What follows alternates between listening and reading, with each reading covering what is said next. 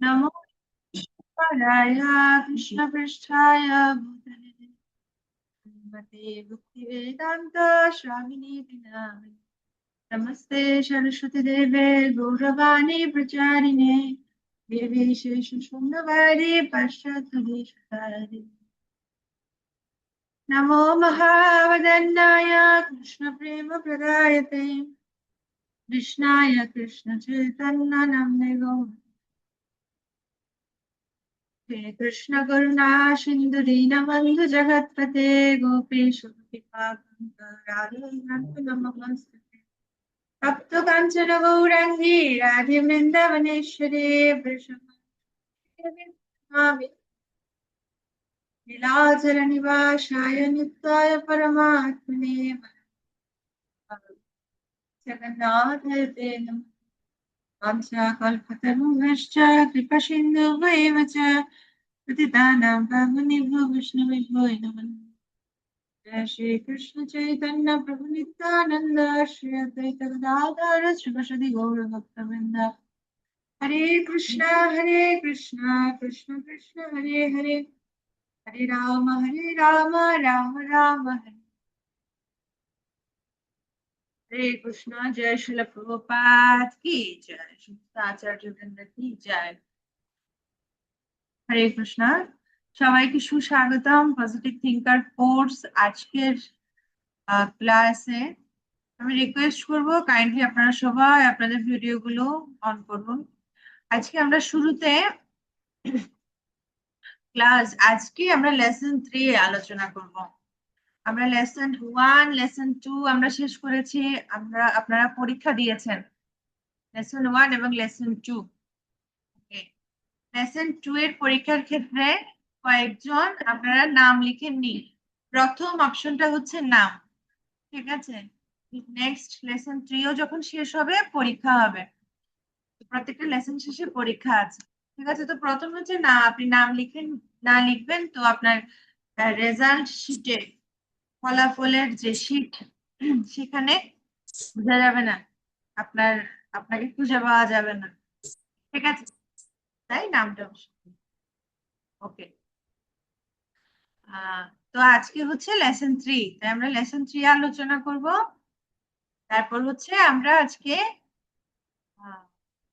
অধ্যায় 1-এর আমাদের বইয়ের যে অধ্যায় 1-এর শ্রীমদ্ ভগবদ গীতার যে কুইজ আছে সে 11 থেকে 25, 11 এর আগ পর্যন্ত সমস্ত কুইজ গুলো এবং ভগবদ গীতার যে 10টা কুইজ সেগুলো আমরা আলোচনা করেছিলাম ক্লাসে। 11 থেকে 25 আজকে আলোচনা হবে। আশা করি আপনাদের মডিউলে আপনারা ফিল আপ করেছেন, আপনারা আলোচনায় অংশগ্রহণ করতে পারবেন, ঠিক আছে।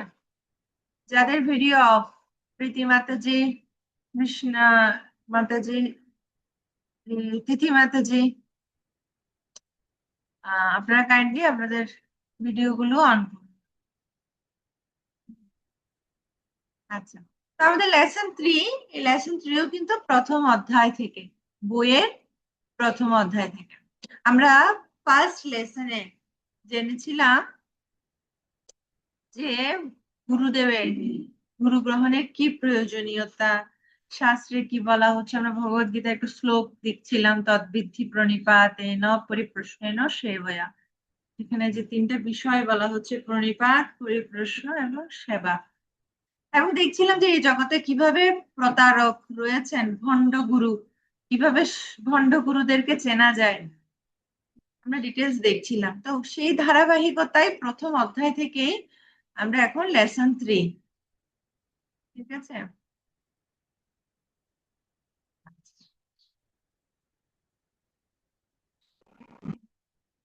লেসন 3 এর আমরা প্রথমে আমরা ব্রেইনস্টর্ম, আমরা একটা কোয়েশ্চেন দেখবো, আপনারা আনসার দেবেন। এরপর গুরুদেবের যোগ্যতা এবং সাধু গুরু এবং শাস্ত্রের মাধ্যমে বিচার, ঠিক আছে। মূলত বইয়ের দেখবেন গুরুদেবের যোগ্যতা, সাধু গুরু এবং শাস্ত্রের মাধ্যমে বিচার পয়েন্ট আমরা আলোচনা করবো। সদাচার থেকে আলোচনা আছে। আচ্ছা, এখন প্রশ্ন, কেন একজন গুরু গ্রহণ করা উচিত? কেন একজন গুরু গ্রহণ করা উচিত, কে বলতে চান? হ্যান্ড রেজ করুন। কি মনে হয় যে একজন গুরু গ্রহণ করা উচিত আদৌ? কেন? জয় মাতাজি। হ্যাঁ বলুন মাতাজি। হরে কৃষ্ণ মাতা প্রণাম। আমি আমার নিজ থেকে আমার যেটা মনে হলো যে একজন গুরু দরকার। আমাদের যে ভগবানের সাথে যে আমাদের যে সম্পর্ক, এটা মানে পুনরায় স্থাপিত করার জন্য আমরা যে ভুলে গেছি যে আমাদের সাথে যে ভগবানের সাথে যে একটা সম্পর্ক আছে। আর আমার গুরুদেব হচ্ছে নিত্য সংযোজনকারী, ভগবানের সাথে সম্পর্ক গড়ে তোলার ক্ষেত্রে এই জন্য একজন গুরুদেবের প্রয়োজন। ভগবানের সাথে আমাদের সম্পর্ক করতে একজন গুরু প্রয়োজন। আর কেউ? আর কে বলতে চান? আপনারা জানেন না কেন একজন গুরু গ্রহণ করা উচিত? আপনাদের কি মনে হয় গুরু গ্রহণ করা আদৌ উচিত? টুম্পা মাতাজি কি মনে হয়?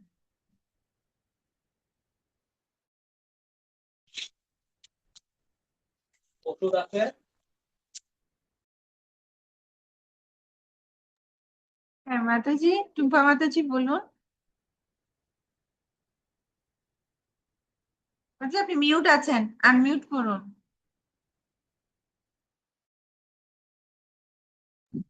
মাত্র যেটা আমরা দীক্ষা পরীক্ষায় পড়ছিলাম, ভগবানের সেবা এবং পারমার্থিক শিক্ষা অনুশীলনের জন্য গুরু গ্রহণের প্রয়োজনীয়তা আছে। আচ্ছা এটা তো হচ্ছে তাত্ত্বিক। ব্যবহারিক ভাবে আপনার কি মনে হয় অ্যাকচুয়ালি গুরু গ্রহণ করার প্রয়োজন আছে? আমরা তো মাতাজি বদ্ধ জীব, আমরা সরাসরি ভাবে ভগবানের সাথে কানেক্ট হতে পারবো না।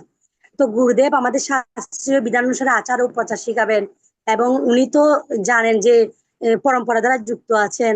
উনি জানবেন যে কিভাবে আমাদের এই শিক্ষা গ্রহণ করতে হয়, উনি আমাদের শিক্ষা দিবেন। তাই একজন সদ্গুরু থাকা প্রয়োজন। আচ্ছা ঠিক আছে, আমাদের পথ নির্দেশনা প্রয়োজন, আমাদের আনুগত্য থেকে ভগবত ভক্তি অনুশীলন করা উচিত। জন্য আমাদের আচ্ছা, সেকেন্ড প্রশ্ন, যে ব্যবহারিক উদাহরণ সহ বলুন সাধারণ মানুষেরা কেন সাধুদের কাছে যায়?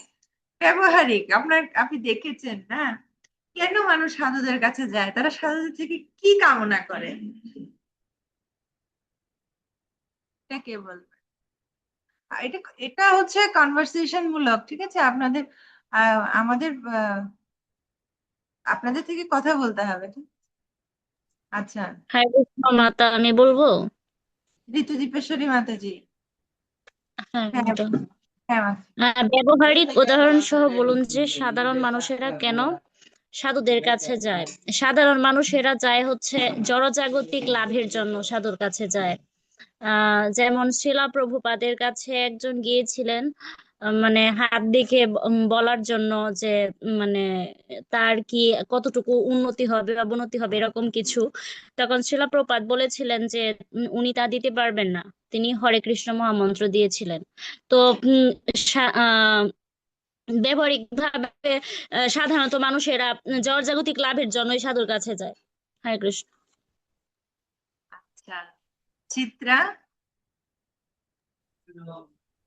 হরে কৃষ্ণ মাতাজি, গীতাতে যে ভগবান বলেছে 4 ধরনের জীব ভগবানের শরণাপন্ন হয়, আর্ত অর্থাৎ জিজ্ঞাসু জ্ঞানী। এর মধ্যে যারা জিজ্ঞাসু আর জ্ঞানী আছে সাধারণ মানুষের মধ্যে, তারা সাধুদের কাছে যায়, ভগবানের কাছে না গিয়ে সাধুদের কাছে আগে যায়। আচ্ছা, আর্ত অর্থাৎ জিজ্ঞাসু জ্ঞানী, তা তুমি বলছো জিজ্ঞাসু জ্ঞানী ওরা সাধুদের কাছে যায়।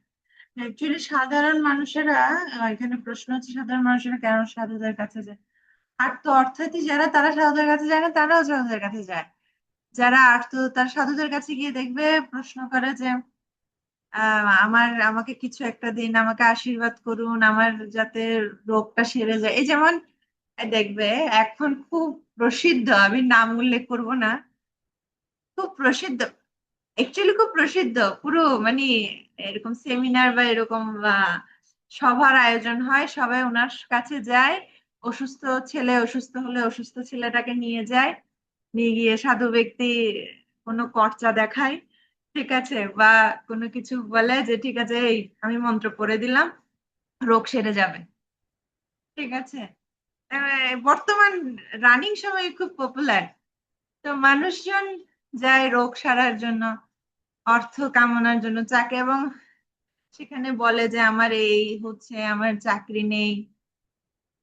ইভেন কি অনেকে গিয়ে প্রার্থনা করে আমার আমার ছেলেটা, আমার মেয়েটা খুব শুকনা, ও যাতে মোটা হয়, ঠিক আছে। মানে সাধুদের কাছে চাওয়ার শেষ নেই, তো এই বিষয়গুলো কামনা করে, ঠিক আছে, জড়জাগতিক বিষয়গুলো সাধুদের কাছে কামনা করে। তো অ্যাকচুয়ালি যিনি সাধু ব্যক্তি বা সৎ গুরুদেব, তার কিছু যোগ্যতা রয়েছে, শাস্ত্রে বলছে। তো প্রথম যোগ্যতা হচ্ছে অবশ্যই বৈষ্ণব হতে হবে, ঠিক আছে। বৈষ্ণব মানে কি? বৈষ্ণব মানে হচ্ছে যিনি ভগবান বিষ্ণু আরাধনা করেন, বা এখানে বলা হচ্ছে পদ্মপুরাণ একটা শ্লোকের রেফারেন্স দেওয়া আছে, ষট কর্ম নিপুণ বিপ্র মন্ত্রতন্ত্র বিশারদঃ অবৈষ্ণব গুরু নস্যাৎ বৈষ্ণব সর্বোচ্চ গুরু অবৈষ্ণব গুরু নস্যাৎ। হচ্ছে কোন ব্রাহ্মণ যদি ব্রাহ্মণের 6টি কর্মে নিপুণ হয়, ব্রাহ্মণের 6টি কর্ম কি? যজন, যাজন, পঠন পাঠন, দান এবং প্রতিগ্রহণ, এটা হচ্ছে ব্রাহ্মণের 6টি কর্ম। তো কোন ব্রাহ্মণ যদি 6টি কর্মে নিপুণ এবং মন্ত্রতন্ত্রে বিশারদ, মানে খুব পণ্ডিত, খুব মন্ত্রে অনেক দক্ষ, কিন্তু সে যদি কৃষ্ণ ভক্ত না হয়, তাহলে সে গুরু হতে পারে না। অবৈষ্ণব গুরু না, তিনি যদি বৈষ্ণব না, তাহলে তিনি বৈষ্ণব মানে কৃষ্ণ ভক্ত, তাহলে তিনি যদি কৃষ্ণ ভক্ত না হয়, তাহলে তিনি গুরু হতে পারে না। এটা পদ্মপুরাণে বর্ণনা করা হচ্ছে। পক্ষান্তরে বৈষ্ণব সপচ গুরু, পক্ষান্তরে চণ্ডাল, সপচ মানে চণ্ডাল কুলে উদ্ভূত ব্যক্তিও যদি শুদ্ধ কৃষ্ণ ভক্ত হন, তাহলে তিনিও গুরু হতে পারেন, ঠিক আছে। কিবা বিপ্র কিবা ন্যাসী শূদ্র কেনে নয়, যে কৃষ্ণ তত্ত্ববেত্তা সেই গুরু হয়, শ্রী চৈতন্য চরিতামৃত বর্ণনা করছেন। তো যিনি কৃষ্ণ ভক্ত না, তিনি গুরু হতে, তাই গুরুদেবের প্রথম যোগ্যতা পদ্মপুরাণ অনুসারে যে তিনি বৈষ্ণব কৃষ্ণ ভক্ত হবেন। ওকে, দ্বিতীয় যোগ্যতা কি? নিজস্ব মতবাদ প্রচার করবেন না, কোনো নিজের মন গড়া কোনো কিছুর ব্যাখ্যা দিবেন না, শাস্ত্রে যা বলছে তা যথাযথ তিনি শিক্ষা দিবেন এবং নিজের জীবনে তিনি প্রয়োগ করবেন, ঠিক আছে। যেমন শিল প্রভুপাদ তার অনেকগুলো কনভারসেশনে প্রভুপাদ উল্লেখ করেছেন, এই কৃষ্ণ ভাবনামৃত আন্দোলন মন গড়া কোনো পন্থা নয়, এটি শ্রী চৈতন্য মহাপ্রভু স্বয়ং প্রবর্তিত পন্থা এবং পরম্পরা ধারায় রয়েছে। তাই এখানে প্রভুপাদ কোনো কিছু নিজে থেকে বলছেন না, তাই সদ্গুরুদেব মানে তিনি নিজের মন গড়া কোনো কিছুর ব্যাখ্যা দিবেন না, নিজের মতবাদ প্রচার করবেন না, শাস্ত্রে যা বলছে সেটাই। তাই শাস্ত্র এবং গুরু একই কথা বলবেন, ঠিক আছে। গুরুদেবের সমস্ত কথা শাস্ত্র সম্মত হতে হবে, ঠিক আছে, নিজস্ব কোনো মতবাদ তিনি প্রচার করবেন না। দ্বিতীয় হচ্ছে শাস্ত্র সিদ্ধান্ত উপলব্ধি ও আচরণ করা, তিনি যেটা প্রচার করবেন সেটা তিনি নিজে উপলব্ধি করবেন এবং আচরণ। এমন নয় যে বড় বড় কথা আমি বলছি কিন্তু নিজের জীবনে আমি সেটা আচরণ করছি না, এমন ব্যক্তি তিনি সদ্গুরুদেব হওয়ার কোনো যোগ্যতা নেই, ঠিক আছে। তো যেমন এক ব্যক্তি, সে তিনি স্টেজে ভাষণ দিচ্ছেন যে মাদক দ্রব্য নিরসনের জন্য যুব সমাজকে আহ্বান করছে, আর স্টেজ থেকে নেমে তিনি সিগারেট খাচ্ছেন, ঠিক আছে। তো সেই উনার কথা ফলপ্রসূ হবে না, কারণ উনি ব্যক্তি জীবনে তিনি সেটা প্রয়োগ করেন না। তো সেই কথাগুলো তোতা পাখির মতো কথা, সেগুলো কারো হৃদয় পরিবর্তন করতে পারবে না, ঠিক আছে। সেজন্য শাস্ত্র যে সিদ্ধান্ত সেগুলো সদ্গুরুদেব তিনি নিজে উপলব্ধি এবং নিজের জীবনে সেটা প্রয়োগ করবেন, সেজন্য বলা হয় আচার্য। আচার্য মানে তিনি নিজে আচরণ করেন, ভালোভাবে আচরণ। ঠিক আছে, তো চৈতন্য চরিতামৃতে খুব বিখ্যাত শ্লোক বলা হচ্ছে, কেহ করেন আচার না করে প্রচার, কেহ করেন প্রচার না করে আচার, আচার প্রচার নামের করহ দুই কার্য, তুমি জগতের গুরু জগতের আর্য। সনাতন গোস্বামীপাদ এবং হরিদাস ঠাকুরের মধ্যে কথোপকথনে এই বিষয়টা বলা হচ্ছে যে কি, যদি কেউ আচার আচার মানে সে ভালো আচরণ করছে, ঠিক আছে, কিন্তু সে অনুসারে তিনি প্রচার করছেন না, আবার কেউ নিজে আচরণ করছে না কিন্তু প্রচার করছে, এই এই কোনোটাই অনুমোদন করা হয়নি। জগতের আর্য মানে জগতের আচার্য তিনি, জগতের গুরু তিনি, যিনি নিজে আচরণ করছেন সেই অনুসারে প্রচার করছেন। ঠিক আছে, যেমন অনেক গুরুদেব আছে, তিনি নিজে তথাকথিত গুরুদেব, কিভাবে সদ্গুরু নয় কিভাবে বুঝবো, ও তিনি ভালো, তিনি তিনি কি করছেন, তিনি ভগবানকে নিবেদন করে প্রসাদ পাচ্ছেন, কিন্তু তার শিষ্যদেরকে বলছেন না যে ভগবানকে নিবেদন করে প্রসাদ পেতে হবে। কি বলছেন, না না এটা আমার স্তরের করার বিষয়, শিষ্যদের নয়। ঠিক আছে, তিনি সদ্গুরুদেব নন, কেননা শাস্ত্রসম্মত সিদ্ধান্ত তিনি নিজে উপলব্ধি করে আচরণ করবেন, এবং যেটা শাস্ত্র সিদ্ধান্ত সেটা শিষ্যদেরকে বলবেন, শিষ্য চলে যাবে সেই ভয়ে তিনি তাদেরকে সঠিক পথ নির্দেশ করবেন না, এমন গুরুদেবের যোগ্যতা নয়। ঠিক আছে, এবং মোস্ট ইম্পর্টেন্টলি হচ্ছে তিনি গুরু পরম্পরা ধারায় থাকবেন। পরম্পরা, চারটি অনুমোদিত সম্প্রদায় রয়েছে, চারটি। একটি হচ্ছে শ্রী সম্প্রদায়, ব্রহ্ম সম্প্রদায়, রুদ্র সম্প্রদায় এবং কুমার সম্প্রদায়। আন্তর্জাতিক কৃষ্ণ ভাবনামৃত সংঘ ইসকন ব্রহ্ম সম্প্রদায়ের অন্তর্ভুক্ত। এই চারটি অনুমোদিত সম্প্রদায় রয়েছে। এছাড়া অন্য কোন সম্প্রদায়, যে অন্য 13টি সম্প্রদায় রয়েছে, এগুলো উপসম্প্রদায় বলা হচ্ছে, চৈতন্য মহাপ্রভু, শ্রী চৈতন্য মহাপ্রভু সেগুলো অনুমোদন করেনি। ঠিক আছে, সখী বেকি সহজিয়া স্মার্ত জাত গোসাই, আউল বাউল কর্তা ভেজা নেরি দরবেশাই, তো এই সমস্ত কিছু হচ্ছে এরা হচ্ছেন অপসম্প্রদায়। ঠিক আছে, সেখানে কি নেই, সেখানে কোনো সঠিক পরম্পরা নেই, সেজন্য পদ্মপুরাণে বলা হচ্ছে সম্প্রদায় বিহীনা ইয়ে মন্ত্রাস্তে নিষ্ফলা মতা, সম্প্রদায় বিহীন যে মন্ত্র জপ সেটা নিষ্ফল। অত কলৌ ভবিষ্যন্তি চত্বার সম্প্রদায়ন, পদ্মপুরাণে কি বলা হচ্ছে, কলিযুগে চত্বার সম্প্রদায় না, চারটি সম্প্রদায় অনুমোদিত। সে কি কি, শ্রী ব্রহ্মা রুদ্র সনকা বৈষ্ণবা ক্ষিতি পাবনা, চারটি সম্প্রদায়, ব্রহ্ম সম্প্রদায়, রুদ্র সনক এবং বৈষ্ণব সম্প্রদায়। শ্রী সম্প্রদায়ের কথা বলা হচ্ছে।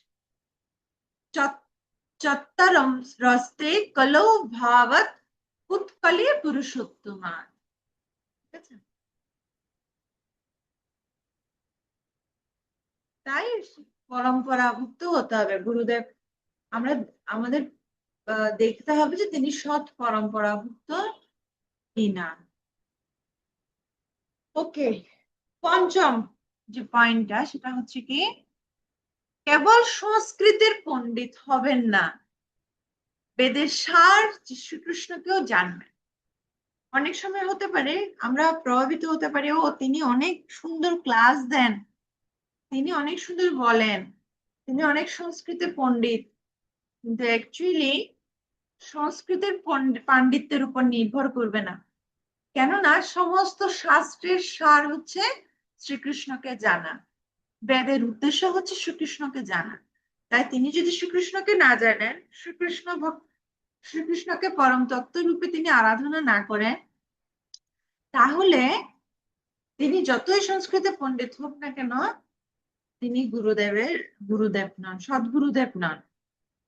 ঠিক আছে, তো যেমন শিল প্রভুপাদের কাছে একবার অনেক সংস্কৃতের পণ্ডিত এসেছিলেন, তাদেরকে বলা হতো চতুর্বেদী।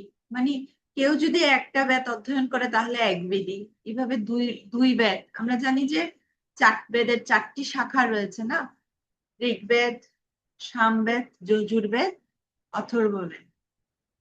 তো তারা 4টি বেদেই পারঙ্গত ছিল, তাই তাদের নামের শেষে টাইটেল ছিল চতুর্বেদী। ঠিক আছে, তারা আসলে প্রভুপাদের কাছে এসেছেন এবং তারা অনেক পণ্ডিত শিলা প্রভুপাদের সাথে কথা বলছেন। কথোপকথনে শিলা প্রভুপাদ বলছেন যে আসলে আপনারা জানেন যে সমস্ত বেদের জ্ঞান আপনারা বলছেন, কিন্তু সেখানে পরম বস্তু, পরম লক্ষ্য বস্তু হচ্ছে কি পরমেশ্বর ভগবান। যে আপনারা বলুন পরমেশ্বর ভগবান কে। আপনারা বলছেন আরে পরমেশ্বর ভগবান কে, এটা তো এক কথাই বলা যাবে। এটা তো এক কথায় বলা যাবে না। পরমেশ্বর ভগবান হচ্ছে পরম অদ্বয় সনাতন নিত্য শাশ্বত প্রভু। তিনি এমন, মানে অনেক বিস্তারিত বর্ণনা। বলছে ঠিক আছে, তার একটা নাম রয়েছে না। হ্যাঁ, ঠিক যেমন পিতা সন্তানের কাছে, সে হচ্ছে পিতা।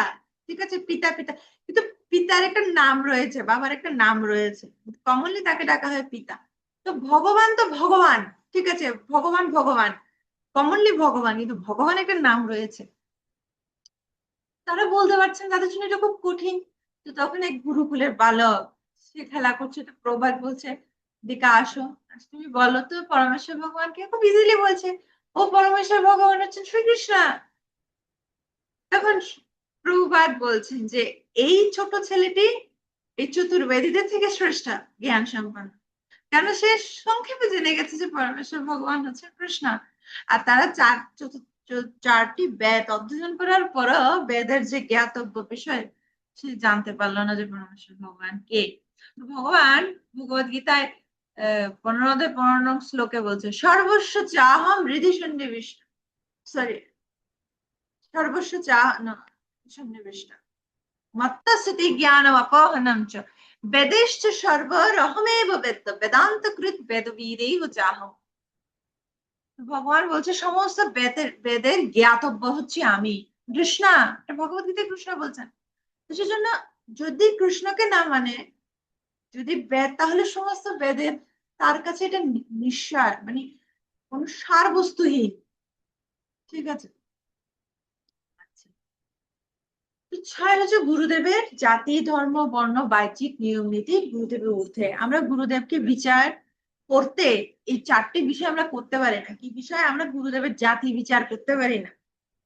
ও তিনি কি বাঙালি, তিনি কি কি আমেরিকান, তিনি কি ব্রিটিশ, ঠিক আছে, কেননা বৈষ্ণব, গুরুদেব তো অবশ্যই বৈষ্ণব।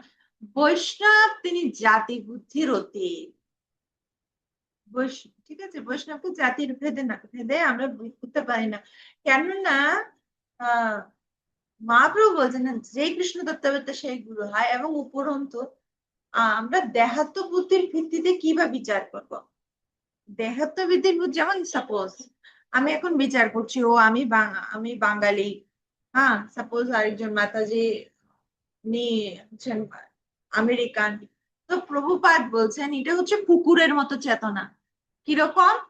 যে একটা কুকুর, ও যখন অন্য এলাকার কোনো কুকুর দেখে ওর এলাকাতে আসছে, ও ঘেউ ঘেউ করে, এই মানে ওর কনসিয়াসনেস হচ্ছে কি, এই এই আমি কুকুর, আমি এই এলাকার কুকুর, তুমি কোথা থেকে আসছো, মানে ও ঘেউ ঘেউ করে। তো যে আমরা যখন আরেক জাতি দেখে এরকম বুদ্ধি করবো, এটা তো কুকুর কনসিয়াসনেস না, কুকুর চেতনা। তখন ভাবো আমি ভারতীয়, আমি বাংলাদেশি, ও উনি হচ্ছে আমেরিকান, উনি হচ্ছে ব্রিটিশ, উনি আফ্রিকান। অ্যাকচুয়ালি কেননা আত্মা, মুক্ত আত্মা বা শুদ্ধ ভক্ত, তারা এই দেহের অতীত। ঠিক আছে, আমরা আত্মা, আমরা এই দেহ দ্বারা সীমাবদ্ধ নয়। সেজন্য জাতি বুদ্ধি করা উচিত নয়। ধর্ম, ধর্ম বিচার করা উচিত। অ্যাকচুয়ালি প্রকৃত পরম ধর্ম কি? পরম ধর্ম হচ্ছে আমরা ভগবানের নিত্য দাস, এটাই হচ্ছে আমাদের ধর্ম। আর বাদ বাকি সবকিছু হচ্ছে আমাদের, সেগুলো ধর্ম নয়। প্রকৃত ধর্ম সম্পর্কে বলা হচ্ছে পরম আমাদের প্রকৃত ধর্ম হচ্ছে পরমেশ্বর ভগবানের সেবা করা। ঠিক আছে, বাহ্যিক বিচার করা উচিত। বর্ণ, কোন বর্ণের ব্রাহ্মণ, ক্ষত্রিয়, বৈশ্য, শূদ্র বিচার করা উচিত না, এবং বাহ্যিক নিয়ম নীতি, ঠিক আছে, দৈহিক, কালো না ফর্সা, লম্বা না খাটো, এসব বিচার নয়। তো গুরুদেব অ্যাকচুয়ালি ভগবানের শুদ্ধ ভক্তকে আমরা চোখ দিয়ে দেখতে পারি না, চোখ দিয়ে আমরা ভক্তদেরকে দেখতে পারি না, আমাদের কি দিয়ে দেখতে হবে? কান দিয়ে, ঠিক আছে। তাই ভক্তদের শুধুমাত্র গুরুদেবের ক্ষেত্রে নয়, যে কারো ক্ষেত্রে আমরা কোনো বৈষ্ণবকে যাতে আমরা চোখ দিয়ে বিচার না করি, কেননা বৈষ্ণবকে চক্ষু দিয়ে দর্শন করা যায় না, বৈষ্ণবকে দর্শন করতে হয় কান দিয়ে। কিভাবে কান দিয়ে? তার কাছ থেকে শ্রবণের মাধ্যমে, ঠিক আছে। তো কোনো দৃষ্টিতে বিচার করে আমরা যদি মানে সাপোজ দৈহিক বাহ্যিক দৃষ্টিভঙ্গির পরিপ্রেক্ষিতে বিচার করে ফেলি, সেটা আমাদের অপরাধ হবে, ঠিক আছে। আচ্ছা, হ্যাঁ, এখানে সেই শ্লোকের রেফারেন্স দেওয়া হচ্ছে, চৈতন্য চরিতামৃতের মধ্যে লীলা অষ্টম অধ্যায় 128। কিবা বিপ্র কিবা ন্যাসী শূদ্র কেনে নয়, যে কৃষ্ণ তত্ত্ববেত্তা সে গুরু। কিবা বিপ্র মানে কি ব্রাহ্মণ, কিবা ন্যাসী, শূদ্র, সে ন্যাসী কি শূদ্র এসবের উপর, বর্ণের উপর নির্ভর করে না, যে কৃষ্ণ তত্ত্ববেত্তা সে গুরু হয়, ঠিক আছে। তো আমরা ব্রাহ্মণ বা শূদ্র ডাক্তার আমরা এরকম বিচার করি, আমরা যখন ডাক্তার দেখাতে যাই, আমরা দেখি ও এই ডাক্তারটা কালো, এই ডাক্তারের কাছে যাব না, এই ডাক্তার মুসলিম, এই ডাক্তারের কাছে আমরা যাব না, এরকম বিচার যে করে সে মূর্খা, ঠিক আছে। তো সেজন্য আমাদের এক্ষেত্রে যদি আমরা কি করি, বরং যোগ্যতা বিচার করি, যে ও তিনি তিনি অ্যাকচুয়ালি কিরকম ডাক্তারি জানেন, হ্যাঁ? তো সেটা হলে আমরা জিতবো, সেটাই হচ্ছে প্রকৃত বুদ্ধিমত্তা। তো ঠিক তেমনি গুরুদেবের ক্ষেত্রে আমাদের এই বিচারগুলো করা উচিত। আচ্ছা, নেক্সট টপিক, তাহলে আমরা গুরুদেবের যোগ্যতা কি কি পেলাম, আপনারা একটু বলতে পারবেন সংক্ষেপে পয়েন্ট গুলো? গুরুদেবের যোগ্যতা কি কি আমরা পেলাম? হ্যাঁ, তিথি মাতাজি বলুন।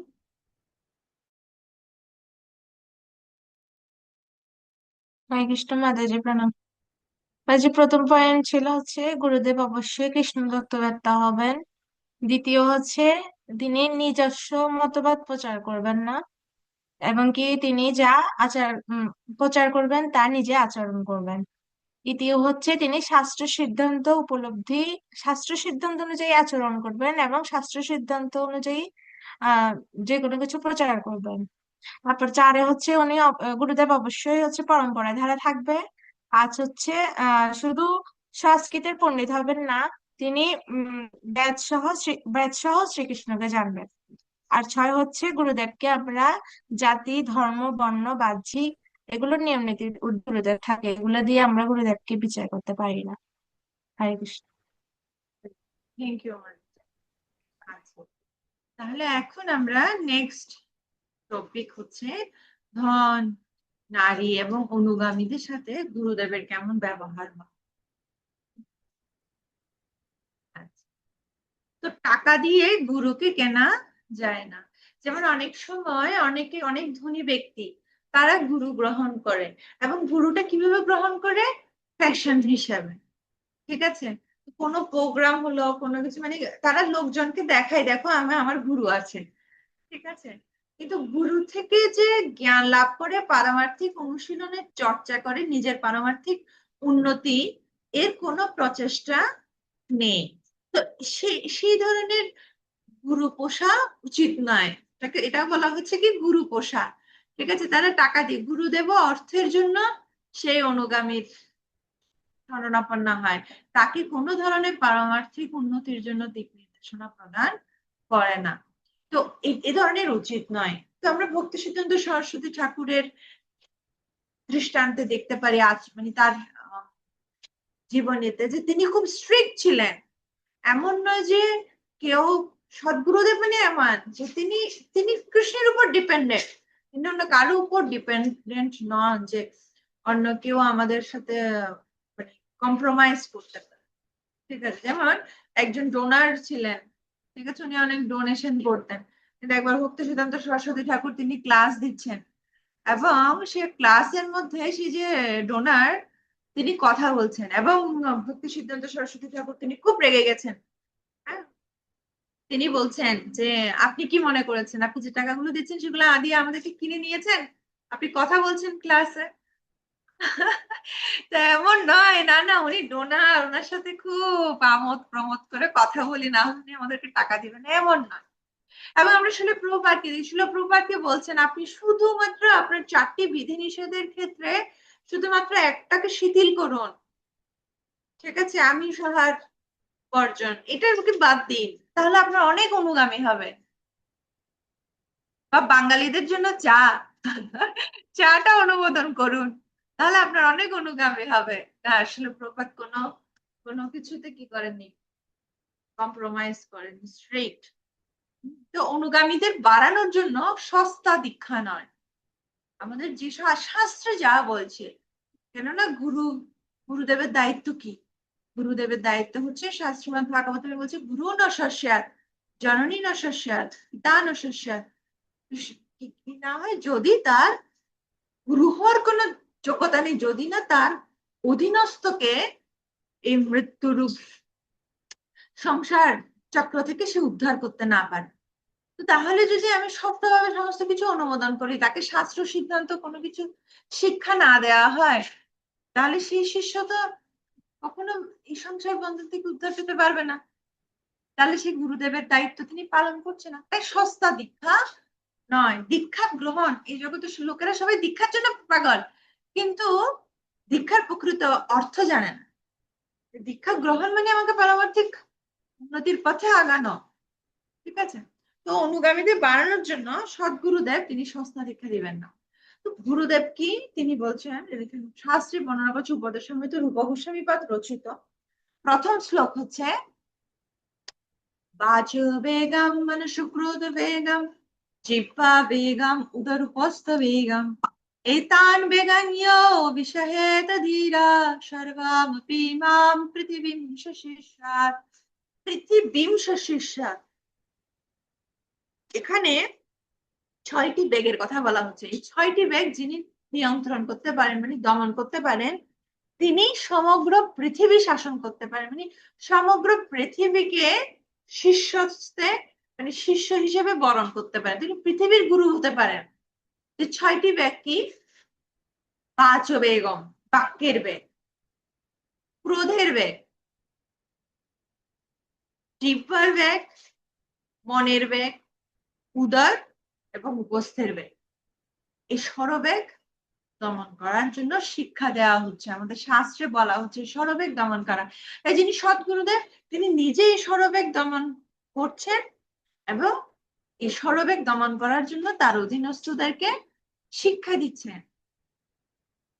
এবং শাস্ত্রে কি কথা বলছে, আমরা শাস্ত্রে, আমরা ভগবত গীতায় দেখি, ভগবত গীতায় পুরো ভগবান কৃষ্ণ নির্দেশ দিচ্ছেন কিভাবে আমরা মনের বেগ দমন করতে পারি, আমরা ক্রোধের বেগ দমন করতে পারি, কিভাবে এই ষড়বেগ আমরা দমন করতে পারি, নির্দেশ দিচ্ছেন, ঠিক আছে। এখানে দুটো এক্সাম্পল আছে, যে হরিদাস ঠাকুর, আমরা জানি হরিদাস ঠাকুর তিনি নামের আচার্য, তিনি প্রতিদিন কয় লক্ষ নাম জপ করতেন কে জানি? হরিদাস ঠাকুর কতটুকু জপ করতেন প্রতিদিন? 3 লক্ষ। 3 লক্ষ, 3 লক্ষ। ঠিক আছে। তো 3 লক্ষ নাম জপ, 3 লক্ষ নাম জপ মানে 1 লক্ষ জপ করতে সময় লাগে 8 ঘন্টা, ঠিক আছে। তাহলে 24 ঘন্টা তিনি জপ করতেন, ঠিক আছে। সেজন্য শ্রী চৈতন্য মহাপ্রভু ওনাকে বলছেন যে তিনি হচ্ছেন নামের আচার্য, ঠিক আছে। তো নামাচার্য হরিদাস ঠাকুর তিনি কতটা সংযত ইন্দ্রিয় ছিলেন, এই যে হরিনামের প্রতি আনুগত্যতার ফলে এই যে পরম্পরার যে আচার্য তাদের জীবন কিরকম। যে হরিদাস ঠাকুরকে বিচলিত করার জন্য বা তাকে পরাস্ত করার জন্য তৎকালীন নবাব তিনি ষড়যন্ত্র করে একজন বেশ্যাকে পাঠান, এবং সেই বেশ্যার নাম হচ্ছে কি? কে জানে সেই বেশ্যার নাম কি?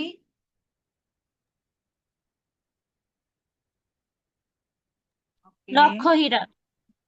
ওকে, লক্ষ্য হীরা। লক্ষ হীরে নাম কেন? তিনি লক্ষ হীরা পরিধান করতেন। ঠিক আছে, মানে কত কিরকম আভূষণ, ঠিক আছে, কিরকম আভূষণ, বোঝা যাচ্ছে, কল্পনা করা যাচ্ছে। সেই লক্ষ হীরা বেশ্যা তিনি এসেছেন, সাক্ষাৎ স্বয়ং এসেছেন হরিদাস ঠাকুরকে বিচলিত করার জন্য। কিন্তু হরিদাস ঠাকুর তিনি হরিনাম করছেন এবং বলছেন যে ঠিক আছে, আমি আপনার বাসনা পূর্ণ করবো, তা আপনি অপেক্ষা করুন, আমি আমার সংখ্যা নাম পূর্ণ করবো। ঠিক আছে, সেই নাম পূর্ণ হয় এবং সেই লক্ষ হীরা তিনি শুনতে থাকেন। এরকম করতে করতে তার হৃদয় পরিবর্তন হয়। তো হরিদাস ঠাকুর তিনি জিতেন্দ্রীয়, তিনি কিভাবে এই ষড়বেগ দমন করেছেন। ঠিক আছে, এই হচ্ছে আচার্য। ঠিক আছে, তো একবার ভক্তি সিদ্ধান্ত সরস্বতী ঠাকুরের কাছে একাকী দেখা করতে চেয়েছেন তার এক শিষ্যা। সেই শিষ্যা হচ্ছে ভক্তি সিদ্ধান্ত সরস্বতী ঠাকুরের নাতনি বয়সী, কিন্তু তথাপি যেহেতু নিয়ম যে একাকী কোনো নারীর সাথে সাক্ষাৎ না করা, তাই নাতনি বয়সী হলো ভক্তি সিদ্ধান্ত সরস্বতী ঠাকুর তিনি অনুমোদন করেন। এই হচ্ছে জিতেন্দ্রিয়। ঠিক আছে, তো সাধু সৎ গুরুদেব তিনি ধন, নারী এবং অনুগামীদের সাথে শাস্ত্র অনুযায়ী, শাস্ত্র সিদ্ধান্ত অনুযায়ী আচরণ। ঠিক আছে, আবার অনেক সময় কোনো ব্যক্তি হতে পারে তারা কি করে কৃত্রিম ভাবে অভিনয় করতে পারে। যেমন একবার শিল প্রভুপাদকে প্রশ্ন করা হচ্ছিল যে স্বামীজি, আপনি এভাবে করে কি করছেন, খুব বিলাসবহুল গাড়িতে চড়ছেন এবং খুব বিলাসবহুল ভাবে জীবনযাত্রা। ঠিক আছে, কিন্তু দেখা যায় অমুক স্বামী, উনি কি করেন, উনি কোনো টাকা স্পর্শ করেন না।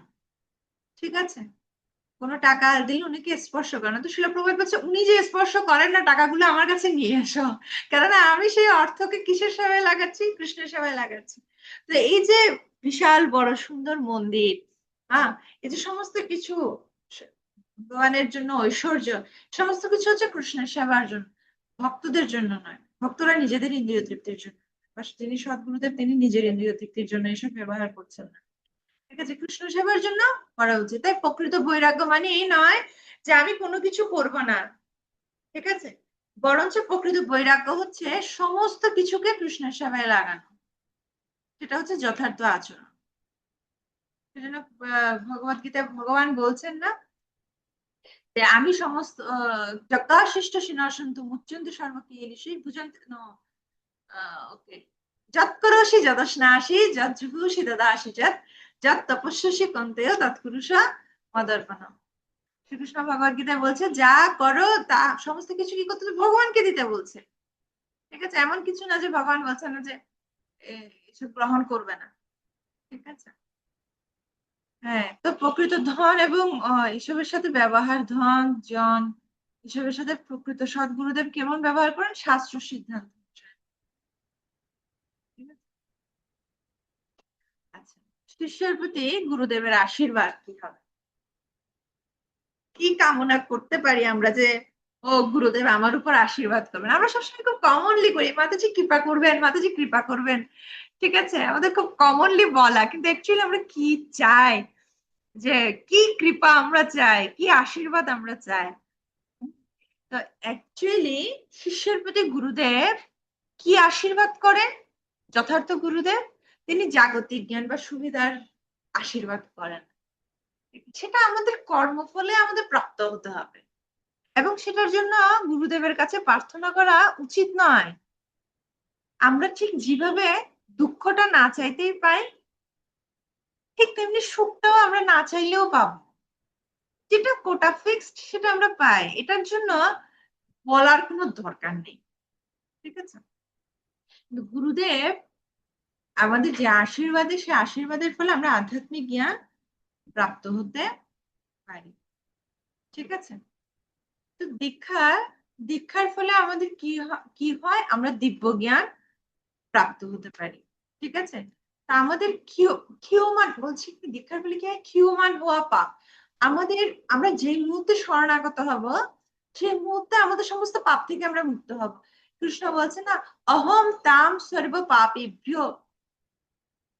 সর্বধর্মান পরিত্যাজ্য মামেকম শরণং ভজ অহম তাম সর্ব পাপেভ্য। যে মাত্র আমরা ভগবানের শরণাপন্ন হবো তখন আমাদের সমস্ত পাপ থেকে আমরা মুক্ত হব। ঠিক আছে, তখন আমরা দিব্য জ্ঞান প্রাপ্ত হব। সেই গুরুদেবের আশীর্বাদে আমরা দিব্য জ্ঞান প্রাপ্ত হতে পারি। তাই আমরা গুরু বন্দনায় গাই না, দিব্য জ্ঞান হৃদয়ে প্রকাশিত। কিভাবে হৃদয়ে প্রকাশিত হয়? গুরুদেবের আশীর্বাদের। ঠিক আছে, আচ্ছা, এখন আমরা দেখবো গুরুদেবের জন্য। তিনি দিব্য গুণাবলীতে ভূষিত। কি কি দিব্য গুণাবলী রয়েছে বর্ণনা করা হচ্ছে? তিতিক্ষব কারণিকা সুহৃদ সর্বদেহিনাম অজাত শত্রুব সন্তা সাধু সাধু ভূষণ। সাধুর কিছু ভূষণ বলা, যেগুলো সদ্গুরুদেবের মধ্যে থাকবে, সমস্ত বৈষ্ণবদের মধ্যে আছে এই গুণগুলো। তিতিক্ষব, তিতিক্ষব মানে হচ্ছে কি, তিনি সর্বদা সহিষ্ণু, তিনি সহনশীল। কারুণিকা মানে তিনি অত্যন্ত কৃপাপরায়ণ। সুহৃদ, তিনি সমস্ত সর্বজীবের প্রতি সুহৃদ। শাস্ত্রানুগ, অজাত শত্রু, অজাত শত্রু, তার কোনো শত্রু নেই, তিনি শান্ত। ঠিক আছে, তো এই বিষয়গুলোকে বলা হচ্ছে, গুণাবলীগুলো হচ্ছে সাধুর ভূষণ। এই দিব্য গুণাবলীগুলো সদ্গুরুদেবের মধ্যে রয়েছে। যেমন হরিদাস ঠাকুর, তার প্রতি এত অত্যাচার করা হয়েছে, 22 বাজার কি 22টি আলাদা পৃথক পৃথক বাজারে হরিদাস ঠাকুরকে বেত্রাঘাত করা হয়েছে, কত নির্মম অত্যাচার করা হয়েছে, কিন্তু হরিদাস ঠাকুর সহিষ্ণু, তিনি সহনশীল, তিনি তাদেরকে ক্ষমা করে দিয়েছেন। যখন সুদর্শন চক্র, ভগবান শ্রী চৈতন্য মহাপ্রভু ঘোরহরি তিনি সুদর্শন চক্র পাঠিয়েছেন, আর এদিকে হরিদাস ঠাকুর প্রার্থনা করছে সুদর্শন চক্রের কাছে যে তাদেরকে ক্ষতি না করতে, তাদেরকে ক্ষমা করতে। দেখুন ভগবান সুদর্শন চক্র বিল্ডার হয়ে গেছে, বিভ্রান্ত হয়ে গেছে, কি করবে এখন? একদিকে হচ্ছে ভক্ত, আরেকদিকে হচ্ছে ভগবান, কার আদেশ পালন করবে? তো তখন সুদর্শন চক্রকে, যেহেতু ভক্ত বড়, ভগবানের চেয়ে ভক্ত বড়, তাই ভক্তের কথা স্বীকার করলেন, সুদর্শন চক্র ফিরে গেল। তো হরিদাস ঠাকুর তিনি সহিষ্ণু। হ্যাঁ, যীশু খ্রিস্ট, আমাদের যীশু খ্রিস্টকে ক্রুশবিদ্ধ করা হয়েছে, ক্রুশবিদ্ধ করে কত নির্মম ভাবে তাকে কষ্ট দেওয়া হয়েছে, অত্যন্ত কৃপা পরায়ণ।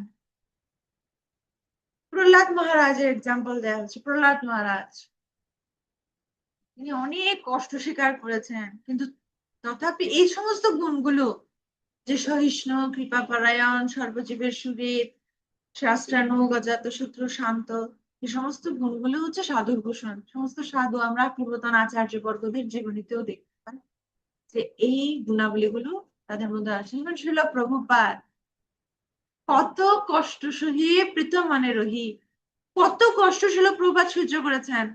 এই 70 বছর বয়সে প্রচন্ড তাপে দিল্লির মতো শহরে শিল প্রভুপাদ একা যেতেন বৃন্দাবন থেকে সেই ম্যাগাজিন পাবলিশের জন্য, একা হেঁটে হেঁটে সেই গ্রন্থ ছাপাতেন, সেই ম্যাগাজিন তিনি বিতরণ করতেন নিজে প্রত্যেকটা দোকানে দোকানে। এবং শিল প্রভুপাদের হিট স্ট্রোক হয়, এবং একবার শিল প্রভুপাদকে ষাঁড় মেরে দেন। এবং যখন জলদূত জাহাজে করে শিল প্রভুপাদ যাচ্ছিলেন, সেই সাগরের পীড়িত হয়ে শিল প্রভুপাদ দুইবার হার্ট অ্যাটাক করেন। 70 বছর বয়স্ক একজন বৃদ্ধ, তিনি এত কষ্ট স্বীকার করেছেন শুধুমাত্র আমাদের জন্য। শিল প্রভুপাদ পারতেন সেই বৃন্দাবনে রাধা দামোদর মন্দিরের সেই ভজন, কিন্তু সবাই যায় বৃন্দাবনে সাধন ভক্তি করার জন্য, তাদের স্বেচ্ছায়, তাদের নিজেদের জীবনটা খুব সুন্দর সুন্দর পরিণতি দেওয়ার জন্য। কিন্তু শিল প্রভুপাদ এত কষ্ট স্বীকার করেছেন, তিনি একা রান্না করতেন, তাদেরকে তিনি প্রচার করছিলেন, সেই হিপিদের, যারা তৎকালীন সমাজের, আমেরিকা হচ্ছে, একে তো হচ্ছে তারা ভগবত ভক্তি কিছুই জানে না, তারা অতটা সভ্য নয়, তাদের মধ্যে সবচাইতে লোয়েস্ট মানে উচ্ছন্নে যাওয়া ছেলে মেয়েরা, তারা হচ্ছে বাউরি অঞ্চলের ছিল।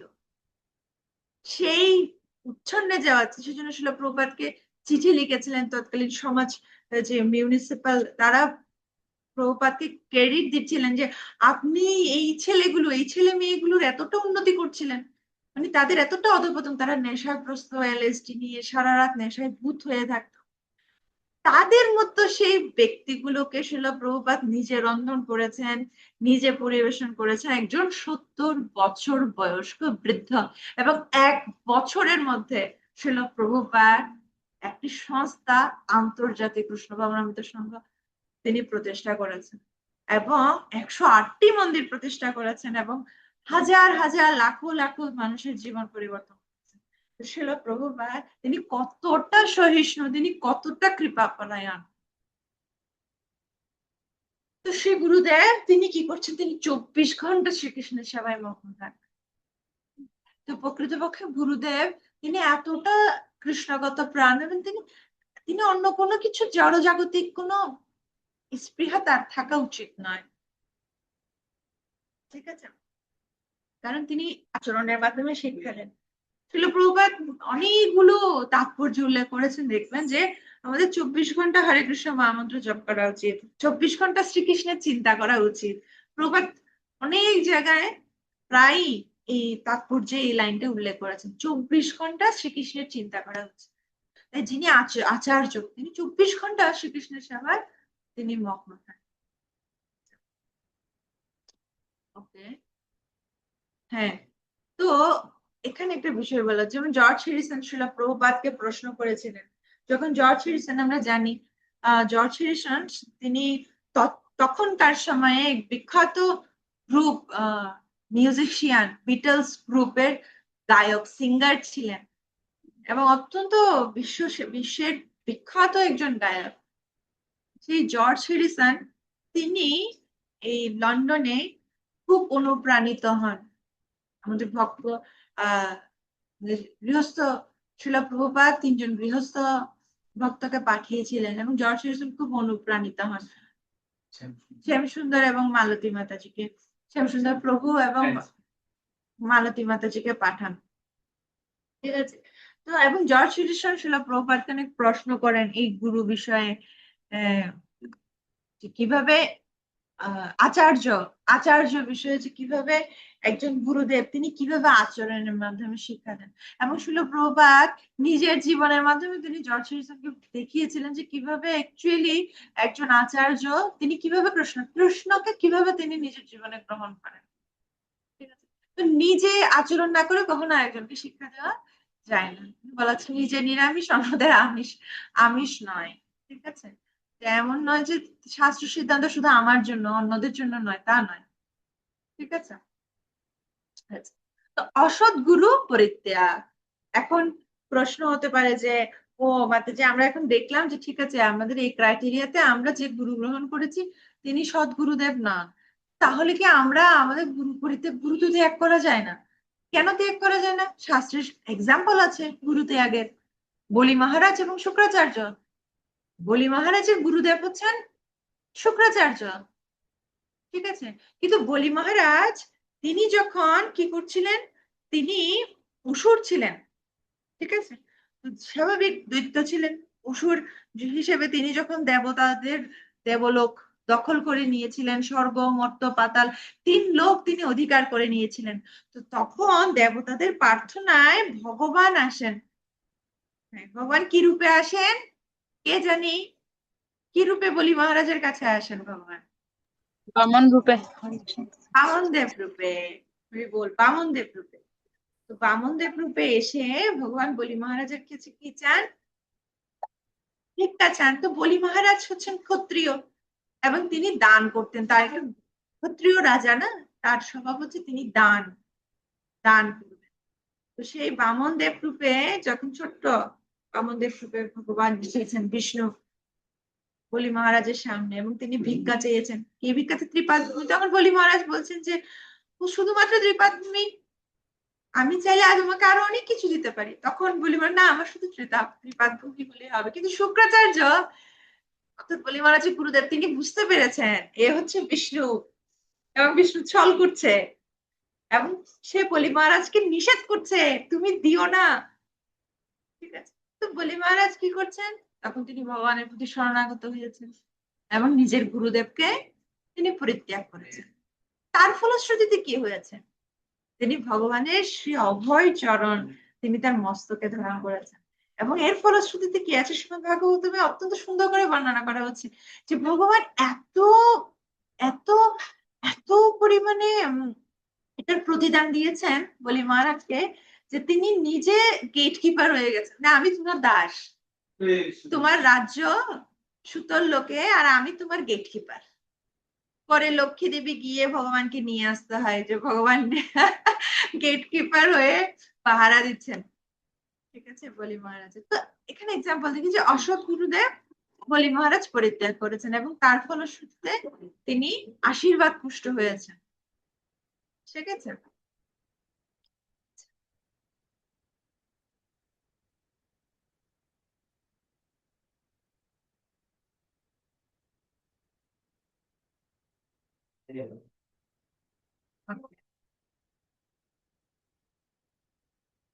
তো হরিভক্তি বিলাসের 4th অধ্যায় 144 নং শ্লোকে বলা হচ্ছে অবৈষ্ণব উপদিষ্টেন মন্ত্রেণ নিরয়ং ব্রজেত পুনশ্চ বিধিনা সম্যক গ্রাহয়েত বৈষ্ণবাদ গুরু। অবৈষ্ণবের উপাদিষ্ট মন্ত্র গ্রহণ করলে নরকে গতি হবে। যথাশাস্ত্র পুনরায় বৈষ্ণব গুরুর নিকটে মন্ত্র দীক্ষা গ্রহণ করা উচিত। ঠিক আছে, শাস্ত্রে বর্ণনা করা উচিত। মহাভারতে কি বলা হচ্ছে? পরমার্থ গুরুবাশ্রয় ব্যবহারিক গুরুবাদী পরিত্যাগে নাপি কর্তব্য। ব্যবহারিক, লৌকিক এবং কুলুগুরু ইত্যাদি গুরু পরিত্যাগ করে পারমার্থিক সদ্গুরুর আশ্রয় গ্রহণ করা উচিত। ঠিক আছে। তো বংশ পরম্পরায় গুরু গ্রহণ নয়, গুরু কখনো বংশ পরম্পরার বিষয় নয় যে ও আমার বংশ পরম্পরায় আমার মা নিয়েছে, আমার দিদা নিয়েছে, আমার দাদু নিয়েছে, আমাকে ওনার থেকে নিতে হবে, এরকম কোনো বিষয় শাস্ত্রে নেই। একটা সুন্দর গল্প রয়েছে যে একটা পারিবারিক ভাবে একটা কিছু একটা কুয়ো ছিল। ঠিক আছে। এখন সেই 100 বছর 200 বছরের আগের কুয়ো, এখন সেই কুয়ো ইউজ করতে করতে ওখানে কি হয়ে গেছে, ওটা নোংরা হয়ে গেছে, জলটা দূষিত হয়ে গেছে। এখন সেই ঘরের নতুন সদস্য যারা তারা বলছে আমরা একটা টিউবওয়েল বসাই, আমরা আরেকটা কুয়ো খনন করি।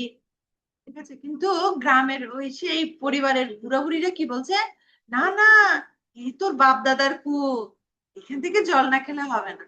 এখন সেই ওখান থেকে বাপ দাদার কুয়ো থেকে জল খেয়ে কি হচ্ছে, সবাই অসুস্থ হয়ে যাচ্ছে। ঠিক আছে। এই বাপ দাদার কুয়ো বা বাপ দাদার পরম্পরা অনুসরণ করলে হবে না। ঠিক আছে, আমাদের দেখতে হবে যে অ্যাকচুয়ালি শাস্ত্রে এটার কোনো ভিত্তি নেই। কুলগুরু বংশ পরম্পরা ধরে গুরু, এটার কোনো ভিত্তি নেই। ঠিক আছে। তিনি গুরুদেব হতে হলে আমরা যে গুরুদেবের যোগ্যতা দেখছিলাম, ঠিক আছে, সেগুলো থাকতে হবে। ঠিক আছে। তো এখন সিদ্ধান্ত, এখন আমরা দেখি যে সিদ্ধান্ত কি।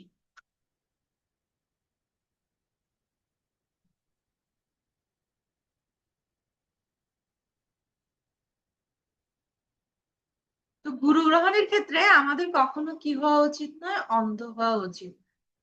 এমন না যে যে কোনো একজন থেকে নিলেই হলো, না। ঠিক আছে? তো পার্বতী কি শিব বলছেন, গুরু বহব সন্তি শিষ্য বিত্তাপহারকা দুর্লভ সদ্গুরুর দেবী শিষ্য সন্তাপ হারকা। হে দেবী, শিষ্যের বিত্তধন অপহারক বহু গুরু এই জগতে আছে, কিন্তু শিষ্যের দুঃখনাশক একজন সদ্গুরু দুর্লভ। সেজন্য আমাদের বিত্তধন অপহারক বহু গুরুর শরণাপন্ন না হয়ে আমাদের দুঃখনাশক একজন সদ্গুরুর সন্ধান করা উচিত। ঠিক আছে। সাধু, গুরু এবং শাস্ত্রের মাধ্যমে বিচার, এটা একজন পড়ুন তো, কে পড়তে চান?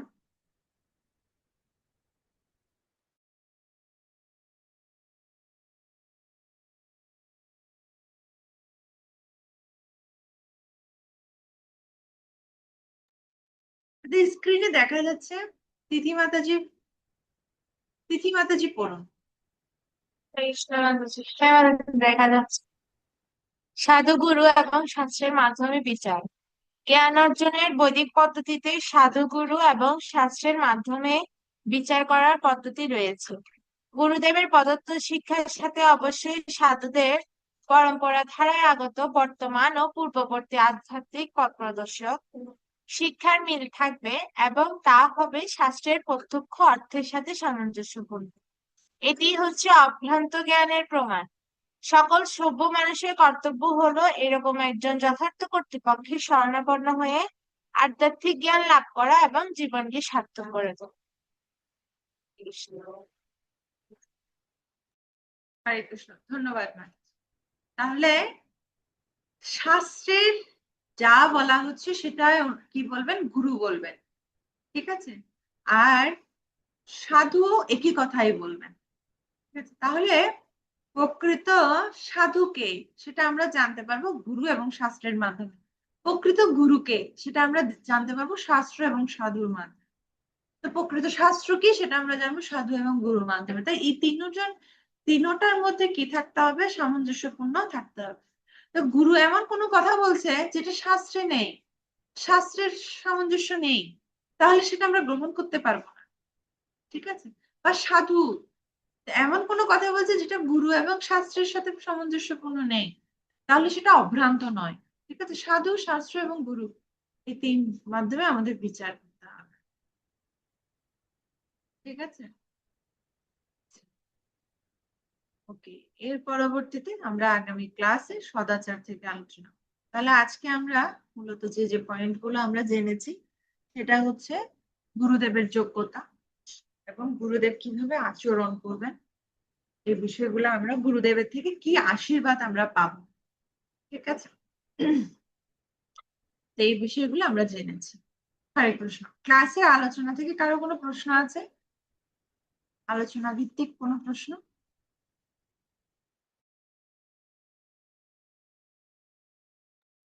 হ্যাঁ, সাথী মাতাজি। হরে কৃষ্ণ মাতা প্রণাম। তো গুরুদেবের আচরণের মধ্যে বলছেন মানে দিব্য গুণাবলীতে ভূষিত, এখানে অজাত শত্রু মানে কি এটা বুঝিনি। অজাত শত্রু মানে তিনি কাউকে শত্রু মনে করবেন না, ঠিক আছে? যেমন যুধিষ্ঠির মহারাজকেও বলা হয় অজাত শত্রু, কেননা তিনি কাউকে শত্রু মনে করতেন না। এই যে দুর্যোধন, দুঃশাসন আদি সমস্ত সবাই কিন্তু অনেক শত্রুবৎ আচরণ করেছেন, আগুন দিয়েছেন, স্ত্রী হরণ করেছেন, স্ত্রীর বস্ত্র হরণ করেছেন, বিষ প্রয়োগ করেছেন। কিন্তু যুধিষ্ঠির মহারাজ তিনি কখনো দুর্যোধন আদি যে কৌরবরা তাদেরকে শত্রু মনে করতেন না, তিনি কাউকে শত্রু মনে করেন না। তো ঠিক তেমনি সাধু ব্যক্তি বা গুরুদেব, তিনি তার একটা বৈশিষ্ট্য হচ্ছে তিনি অজাত শত্রু, মানে তিনি কাউকে শত্রু মনে করেন, ঠিক আছে? আচ্ছা, আর কারো কোনো প্রশ্ন আছে? তাহলে এখন আমরা পর্যালোচনা করব, মানে আমি বলবো আপনারা কি আনসার লিখেছেন আমরা চেক করব।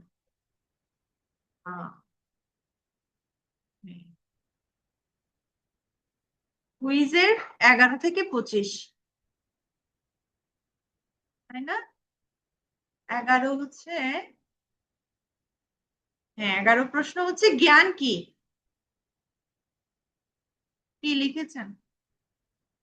আহ যারা যারা আনসার লিখেছেন হ্যান্ড রেজ করবেন। আচ্ছা, জয়া মাতাজি কি লিখেছেন? জ্ঞান কি? হরে কৃষ্ণ মাতা, আমরা লিখি, যা আমাদের দেহ আত্মার মধ্যে পার্থক্য করতে সাহায্য করে সেটাই হচ্ছে জ্ঞান। আচ্ছা, হুম।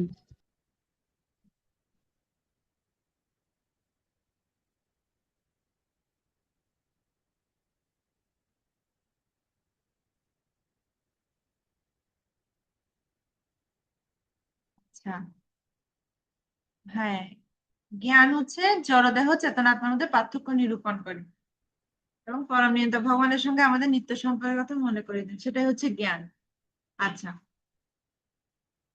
এরপরে প্রশ্ন হচ্ছে কোনটি গুরুত্বপূর্ণ, দেহ নাকি আত্মা? শিল্পী মাতাজি কি লিখেছেন? কৃষ্ণ প্রণাম মাতাজি। আত্মা গুরুত্বপূর্ণ, কারণ জড়দেহের জন্ম হয় কোনো এক সময়, বিনাশ ও সাধনায়, কিন্তু কিন্তু আত্মা বিনাশপ্রাপ্ত হয় না, তাই জড়দেহটি আত্মার মতো গুরুত্বপূর্ণ নয়। এতটুকু লিখলে হবে মাতাজি, এরপর লাইনে লিখেছেন নাকি? ওকে, এতটুকু লিখলে হবে, ঠিক আছে। আচ্ছা, এরপরে প্রশ্ন হচ্ছে শ্রীকৃষ্ণ সম্বন্ধে মায়াবাদী দার্শনিকদের ধারণা কি? শ্রীকৃষ্ণ সম্বন্ধে মায়াবাদী দার্শনিকদের ধারণা। আর কেউ লিখেননি? টুম্পা মাতাজি আপনি ফিল আপ করেননি?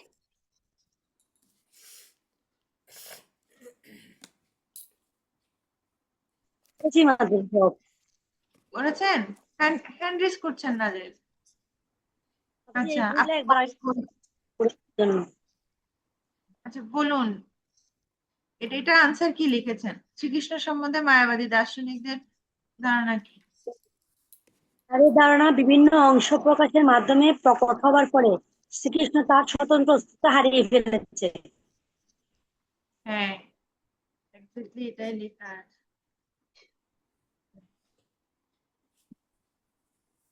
শ্রীকৃষ্ণ তার স্বতন্ত্র অস্তিত্ব হারিয়ে ফেলেছে। যারা লিখে নেয় বা এখানে আছে যে শ্রীকৃষ্ণ তার স্বতন্ত্র অস্তিত্ব হারিয়ে।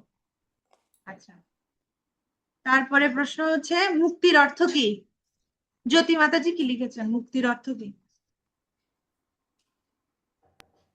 হরে কৃষ্ণ, প্রণাম মাতাজি। মুক্তির অর্থ হলো জন্ম, মৃত্যু, জরা এবং ব্যাধির চক্র থেকে মুক্ত হয়ে ভগবানের ধামে ফিরে যাওয়া।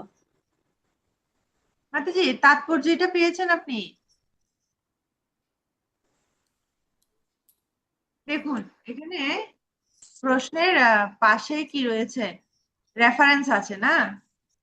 যেমন 4-35, তার মানে চতুর্থ অধ্যায় 35 নং শ্লোক অনুবাদ তাৎপর্যে আপনি উত্তরটা পাবেন। এই দেখুন এখানে তাৎপর্যের উত্তরটা আছে। মুক্তির অর্থ হচ্ছে শ্রীকৃষ্ণের নিত্যদাস রূপে নিজের স্বরূপে অধিষ্ঠিত হওয়া।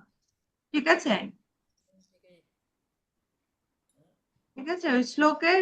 ওই শ্লোকে যাবেন, ভগবত গীতা খুলবেন, ঠিক আছে, তাহলে ওই উত্তরগুলো একদম একুরেটলি পেয়ে যাবেন। আচ্ছা, 15 নম্বর প্রশ্ন হচ্ছে কিভাবে ভক্তিলতাতে জল সিঞ্চন করতে হয়? ঋতুদীপেশ্বরী মাতাজি বলুন। ভক্তিলতাতে কিভাবে জল সিঞ্চন করতে হয়? হরে কৃষ্ণ, প্রণাম। হরে কৃষ্ণ মহামন্ত্র শ্রবণ ও কীর্তন করার মাধ্যমে নিয়মিত ভক্তিলতাতে জল সিঞ্চন করতে হয়। হ্যাঁ, হরে কৃষ্ণ তখন একটি তখন একটি লতা যেমন ক্রমান্বয়ে ফল ও ফুল উৎপাদন করে, সেই ভক্তিলতাও সেখানে ফল উৎপাদন করতে থাকে। হরে কৃষ্ণ, প্রণাম। আচ্ছা, তার মানে এখানে যেখানে লেখা আছে, ঠিক আছে জ্যোতি মাতাজি আপনি দেখুন, আমি এখানে স্ক্রিনে ভগবত গীতা শেয়ার করছি। এখানে লেখা আছে এই যে হরে কৃষ্ণ মহামন্ত্র, হরে কৃষ্ণ কৃষ্ণ কৃষ্ণ হরে হরে, হরে রাম রাম রাম হরে হরে। এই মহামন্ত্র শ্রবণ কীর্তন রূপ জল সিঞ্চন করা হলে সে বিষয়। তার মানে শ্রবণ কীর্তন রূপ হরে কৃষ্ণ মহামন্ত্র শ্রবণ কীর্তন রূপ জল সিঞ্চন। ঠিক আছে, পরবর্তী প্রশ্ন হচ্ছে ভগবান ছাড়া ভক্ত কিভাবে বাঁচতে পারে না? একটি উদাহরণ দিন। আচ্ছা, সাথী মাতাজি কি লিখেছেন? হরে কৃষ্ণ মাতা, প্রণাম।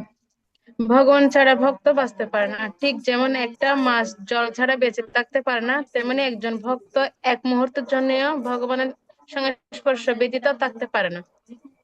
গুড, এই যে এখানে লেখা আছে যে একটা মাছ জল ছাড়া বেঁচে থাকতে পারে, উদাহরণ এটাই। পরবর্তী প্রশ্ন হচ্ছে শ্রীমদ্ ভাগবতে কিসের বর্ণনা আছে আর কিসের উল্লেখ নেই? প্রীতি মাতাজি কি লিখেছেন এটা?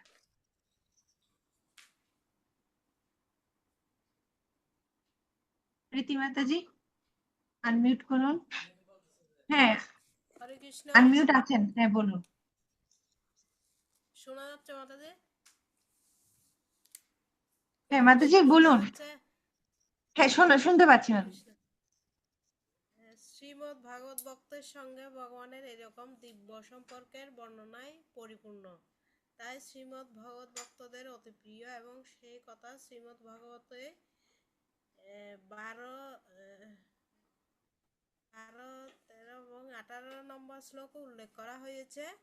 শ্রীমদ্ ভাগবতং পুরাণ মমলং যদৈঞ্চবানং প্রিয়ম। এই বর্ণনায় কোন রকম জড়জাগতিক কর্ম, মাতাজি, কাম অথবা মুক্তির আপনার আওয়াজটা খুব কম আসছে, তারপর আমি বুঝতে পেরেছি। মাতাজি পুরাটা লিখবেন না, পুরা প্যারা লেখার দরকার নেই, এখানে জাস্ট টু দা পয়েন্টে কিসের উল্লেখ আছে? ভক্তের সঙ্গে ভগবানের দিব্য সম্পর্কের বর্ণনা আছে। কিসের উল্লেখ নেই? কোন রকম জড়জাগতিক কর্মের ইন্দ্রিয় তৃপ্তির অথবা মুক্তির উল্লেখ নেই। ঠিক আছে, টু দা পয়েন্টে আনসার, এখানে মাঝখানের লাইনগুলো লেখার দরকার নেই। ঠিক আছে, টু দা পয়েন্টে উত্তরটা বুঝতে পেরেছেন? ভক্তের সঙ্গে ভগবানের দিব্য সম্পর্কের বর্ণনা আছে, আর কোন রকম জড়জাগতিক কর্মের ইন্দ্রিয় তৃপ্তির অথবা মুক্তির উল্লেখ নেই। ব্যাস, উত্তর হয়ে গেল। 18, কিভাবে শুদ্ধ ভক্তেরা শ্রীমদ্ ভাগবত শ্রবণের মাধ্যমে নিরবচ্ছিন্ন আনন্দ উপভোগ করেন? উদাহরণ দিন। আচ্ছা, অন্তরা মাতাজি কি লিখেছেন? 18 নম্বর প্রশ্নের উত্তর। হরে কৃষ্ণ মাধব প্রণাম। কৃষ্ণ ভাবনাময় ভক্ত শুদ্ধ ভক্তেরা প্রাকৃত সাহিত্য শ্রবণ করার মাধ্যমে নিরবচ্ছিন্ন আনন্দ উপভোগ করেন। ঠিক যেমন কোন যুবক যুবতী পরস্পরের সঙ্গ লাভের ফলে আনন্দ উপভোগ করে থাকেন। হরে কৃষ্ণ। হ্যাঁ, এখানে এই যে আমি হাইলাইট করেছি, ঠিক আছে, এই লাইনটা, ঠিক আছে, এক্স্যাক্টলি আছে, গ্রন্থে আছে। পরের প্রশ্ন, ভগবত গীতা যদি কেবল ভক্তদের জন্যই হয়, তাহলে ভক্তেরা কেন জনসম্মুখে ভগবত গীতা পাঠ করেন? তিথি মাতাজি।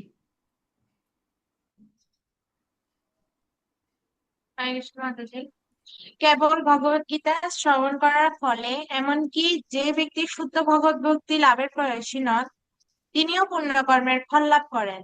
এভাবেই ভগবানের শুদ্ধ ভক্ত সকলকেই সমস্ত পাপ থেকে মুক্ত হওয়ার এবং ভগবত ভক্ত হওয়ার সুযোগ দান করে।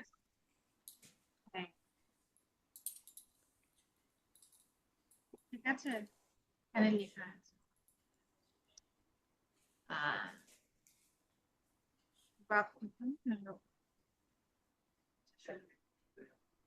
ঠিক আছে, পরবর্তী, এটা ছিল 18 অধ্যায় 71 নং শ্লোক থেকে।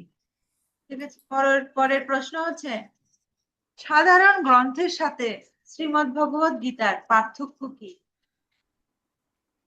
জয়া মাতাজি কি লিখেছেন?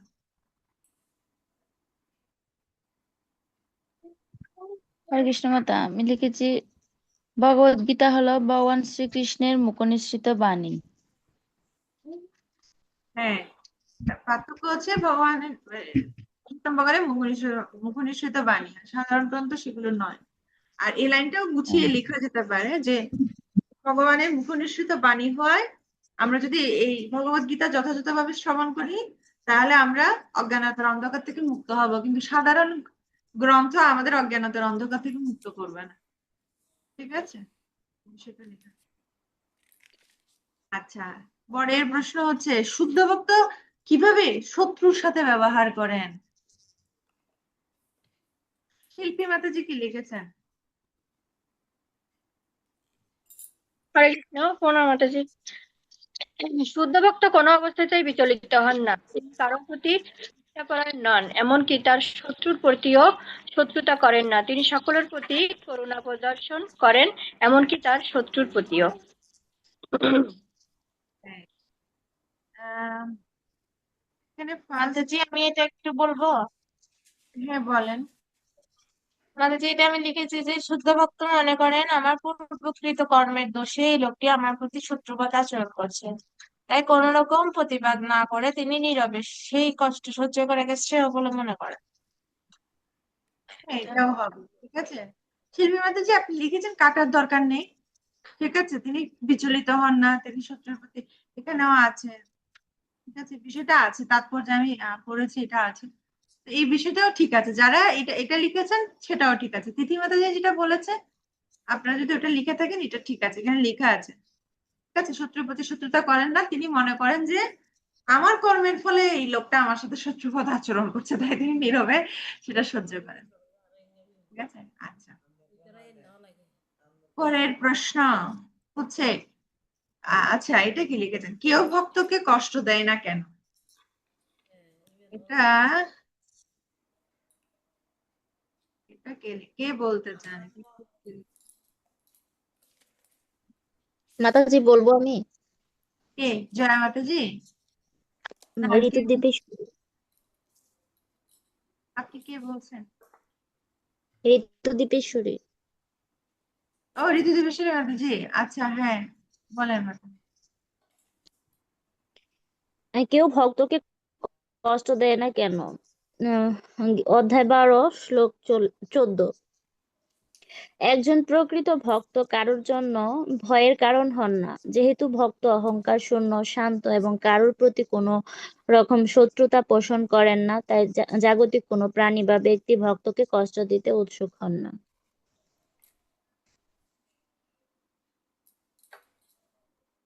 আচ্ছা, তিথি মাতাজি এটা কি লিখেছেন? মাঝে আমি লিখেছি যে ভক্ত হচ্ছে সুখ দুঃখ কষ্ট সবকিছুকেই ভগবানের কৃপা হিসেবে গ্রহণ করে, তাই কেউ ভক্তকে কষ্ট দিতে পারে না। আচ্ছা, এখানে আমি এই মাঝে লাইন, এটা হবে। অ্যাকচুয়ালি এখানে দুটো বিষয়, মানে একটা হচ্ছে ভক্তকে কষ্ট দেয় না, একটা হচ্ছে ভক্ত কষ্ট দিলেও সেটাকে কষ্ট মনে করে না।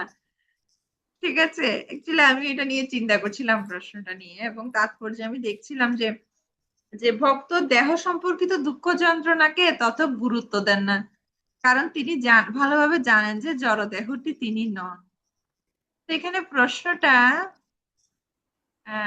কেউ ভক্তকে কষ্ট দেয় না কেন, অ্যাকচুয়ালি ভক্তকে কষ্ট দেয় না যে তা না, যেমন আমরা যুধিষ্ঠির মহারাজের কথা বলছিলাম, প্রহ্লাদ মহারাজের কথা বলছি, হরিদাস ঠাকুরের কথা বলছি, কষ্ট দেয়, কিন্তু অ্যাকচুয়ালি ভক্ত সেই কষ্টটা পায় না, কেননা ভক্ত সেই কষ্টকে কষ্টই মনে করে না, তিনি জড়দেহকে নিজের স্বরূপ বলে মনে করেন।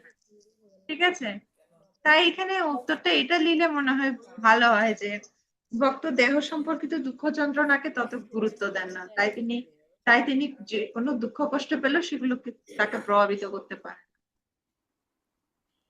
প্রশ্নটা একটু মানে ঘুরানো হয়ে গেছে ডাইরেক্টলি। মাতাজি, হরে কৃষ্ণ। হ্যাঁ, মাতাজি, আমরা গ্রন্থ থেকে একটু করে লিখছি, বুঝতে পারতেছি না এটা হবে কিনা, আমি বলবো বলেন। একটু করে। হ্যাঁ, বলেন বলেন। আমরা লিখছি যে তিনি কখনোই কৌতুকের দ্বারা প্রভাবিত হন না, কারণ ভগবত ভক্তির প্রতি তার দৃঢ় নিষ্ঠা থেকে কেউ তাকে বিচলিত করতে পারে না। আমি যেটা বুঝতে পারতেছি না। আচ্ছা, কৌতুকের বশবর্তী হন না মানে মানে তিনি, তো ঠিক আছে, তিনি তাকে বিচলিত করতে পারে না, কথা একই তোমাদের। এই যে আপনি লিখেছেন এখান হরে থেকে কৃষ্ণ নাকি? মাতাজি। হ্যাঁ হরে কৃষ্ণ মাতাজি। মাতাজি, হরে শোনা কৃষ্ণ। যাচ্ছে? হ্যাঁ মাতাজি, আপনি মাতাজি, জোরে করে বলুন, মোবাইলটা কাছে নিয়ে জোরে করে বলুন। আমি আমি একটা লিখছি, এটা হবে কিনা জানি না। বলুন, ভক্ত হ্যাঁ। ব্যক্তি ভক্ত ব্যক্তি শান্ত সহনশীল স্বভাবের হয়, সে কারো ক্ষতি করে না, সবার মঙ্গল কামনা করে এবং ভালো ব্যবহার করে। তার এই উদার ও নম্র আচরণের জন্য মানুষ তাকে সম্মান করে, তাই কেউ তাকে কষ্ট দেয় না। আচ্ছা, ভক্ত সহনশীল, হ্যাঁ, ঋতু দীপেশ্বরী মাতাজি ওইভাবে লিখেছেন। হ্যাঁ, ঠিক আছে, মাতাজি? ঠিক আছে, আপনাদের শুধু ওইখানে দৃষ্টিভঙ্গির লিখছি। পরিপ্রেক্ষিতে আনসার ঠিক আছে, কাটার দরকার নেই, কাটার দরকার নেই, ব্র্যাকেট দিয়ে এটা লিখতে পারেন যে দুঃখ কষ্ট, আহ, দেহ সম্পর্কিত দুঃখ কষ্টকে তিনি অতটা গুরুত্ব দেন না, বা তিনি বিচলিত হন না, মাথায় যেটা লিখেছেন অন্তরা মাতাজি। ঠিক আছে, মানে এখানে দুটো বিষয়, এই প্রশ্নের পরিপ্রেক্ষিতে আমরা দেখলাম দুটো বিষয়, একটা বিষয় হচ্ছে কি আপনার মানে ঋতু দীপেশ্বরী মাতাজি আর প্রীতি মাতাজি যেটা লিখছেন সেটা হচ্ছে কি ভক্তকে কেউ কষ্ট দেয় না, ভক্ত যেহেতু এত সহনশীল, এত ভালো, এতটুকু দিব্য গুণাবলী, এই ভক্তকে কেউ কষ্ট দেয় না। আবার যেমন তিথি মাতাজি, অন্তরা মাতাজি, ওনারা যে পরিপ্রেক্ষিতে লিখেছেন সেটা হচ্ছে কি, ভক্তকে কষ্ট দিলেও ভক্ত সেটার বিচলিত হন না, ভক্তকে সেটা প্রভাবিত করতে পারে না। ঠিক আছে, ঠিক আছে। মোট কথা হচ্ছে কি, ভক্তকে মানে বিষয় যেটাই লিখেছেন ওই বিষয়টা হচ্ছে মুখ্য, যে ভক্ত এসবের দ্বারা প্রভাবিত হয় না বা বিচলিত হয় না, এটা হচ্ছে মুখ্য কথা। ঠিক আছে, আচ্ছা, আমরা নেক্সট প্রশ্নে যাই। ভক্তকে কেন মৌন বলা হয়? এর মানে কি তিনি মৌনব্রত অবলম্বন করেছেন? কে বলবেন? আহ অন্তরা মাতাজি, ওকে বলুন অন্তরা মাতাজি। হরে কৃষ্ণ মাতাজি। তিনি কৃষ্ণ কথা ছাড়া আর কোনো কথাই বলেন না, তাই তাকে বলা হয় মৌন। মৌন শব্দের অর্থ এই নয় যে কারো কথা বলেন না, কারো কথা বলা উচিত নয়। মৌন শব্দের অর্থ হচ্ছে বাজে কথা না বলা। হ্যাঁ, হ্যাঁ, এক্স্যাক্টলি, এইটুকু লিখলে হবে এখানে। মৌন হচ্ছে কৃষ্ণ কথা ছাড়া তিনি অন্য কোনো কথা বলেন না। মৌন ব্রত অবলম্বন করেছেন না, তিনি বাজে কথা বলেন না। ঠিক আছে, বাজে কোনো কথা বলেন না, কিন্তু তিনি কৃষ্ণ কথা ছাড়া অন্য কিছু বলেন, এটাই হচ্ছে মৌন। আচ্ছা, পরের প্রশ্ন হচ্ছে, দ্বাদশ অধ্যায়ে কোন পথের অবলম্বন করার পরামর্শ দেওয়া হয়েছে? ক্রমানুসারে ব্যাখ্যা করুন। এটা কি লিখেছেন? এটা কে বলবেন? ওকে, জয়া মাতাজি কি লিখেছেন বলুন। এটা আমার তা ব্যাখ্যা করতে বলছে, তাই একটু বড় করে লিখলাম। এটা লিখছি, দ্বাদশ অধ্যায়ে বলা হয়েছে ভক্তিযোগে ভগবানের সেবা করাটাই হচ্ছে পারমার্থিক উপলব্ধির শ্রেষ্ঠ পন্থা। সে সম্বন্ধে কোনো সন্দেহ নেই। এই অধ্যায়ে নির্ধারণ করা হয়েছে যে সাধু সঙ্গের প্রভাবে ভক্তিতে ভগবানের সেবা করার আসক্তি জন্মায় এবং তার ফলে সদ্গুরু লাভ হয়। তার কাছ থেকে শ্রবণ কীর্তন করা শুরু হয় এবং ভক্তি সহকারে বৈদিক ভক্তি অনুশীলন করা সম্ভব হয়। এইভাবে ভগবানের অপাকৃত সেবা নিযুক্ত হতে হয়। তাই এই অধ্যায়ে এই পন্থা অবলম্বন করার পরামর্শ দেওয়া হয়েছে। হ্যাঁ, তাৎপর্যে এটা সিরিয়ালি দেওয়া আছে এখানে। ওকে, ঠিক আছে। এটা ছাড়া অন্য কেউ কিছু লিখেছেন এই প্রশ্নের উত্তর? আমি লিখেছি। কোন পথের? আর কেউ ভিন্নতা আছে কি? তিথি মাতাজি, আপনার এটাতে কনফিউশন ছিল, ক্লিয়ার হয়েছে? আপনি কিভাবে লিখেছেন? মাতাজি ওটা আমি লিখি নাই, খালি রাখছি এখনো। আপনি এখন বুঝতে পেরেছেন? এই যে এই হ্যাঁ লাইনগুলো মাতাজি, এখানে এখানে এখানে সিরিয়ালি এখানে পুরাটাই আছে, হ্যাঁ। পুরোটা আছে, ঠিক আছে, পন্থার পুরোটা বর্ণনা আছে। এই যে, ওহো, আমার পিডিএফটা সমস্যা। হ্যাঁ, ওকে, দেখাচ্ছি যেটা সেটা হচ্ছে। এই যে, ওটা দেখে এই যে, okay, দেওয়া হয়েছে। ঠিক আছে, বিধিভক্তির অনুশীলন শ্রবণ কীর্তন থেকে শুরু হয়। ঠিক আছে, তাৎপর্যে দেওয়া আছে, বিষ্ণুকে মাঝামাঝিতে দেওয়া আছে। আচ্ছা, লাস্ট প্রশ্ন হচ্ছে, কোন সময় পর্যন্ত নির্বিশেষ ব্রহ্মের উপলব্ধি প্রয়োজনীয়? চিত্রা, তুমি মডিউল ফিল আপ করনি প্রশ্নগুলো? করা হয়নি। মডিউল আছে তো না? হ্যাঁ, করে ফেলবে কেমন? আচ্ছা, তারপর নমিতা মাতাজি, আপনি মডিউল ফিল আপ করেননি?